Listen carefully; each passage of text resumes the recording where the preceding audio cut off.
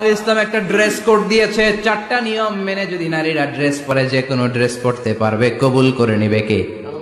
মায়েরা খেয়াল করে শুনেন, আপনাদের ড্রেস কেমন হবে। নাম্বার 1, আপনার পুরো দেহটা ঢাকা থাকতে হবে। যে ড্রেস পরবেন, you should cover your whole body. শুধু হাতের এই 2 কবজি আর চেহারা খোলা রাখতে পারবেন, তবে চেহারা ঢেকে রাখা উত্তম। একজন মহিলা বোরকা পরছে কিন্তু চেহারা খোলা, তার হেজাব হয় নাই, পর্দা হয় নাই, এটা বলা যাবে। কিন্তু উত্তম হচ্ছে চেহারা ঢেকে রাখা, কারণ চেহারা সৌন্দর্যের রাজধানী। Face is the capital of beauty, ঠিক কিনা? চেহারা দেখলাম তো সব বোঝা গেল, ঠিক কিনা? কেমন মাধুর্যতা আছে, দেখতে কেমন সুন্দরী কিনা সব বোঝা যায়। এজন্য চেহারাটাও ঢেকে রাখবেন, চোখটা খোলা রাখবেন। বিশ্বনবীর স্ত্রী উম্মে সালামা বলে, দেখার জন্য আমার 2 চোখের দরকার নাই, লাগবে 1 চোখ। উনি আরেক চোখের মধ্যে আরেক কাপড় দিয়ে রাখতেন, এমনি তাকাইতেন।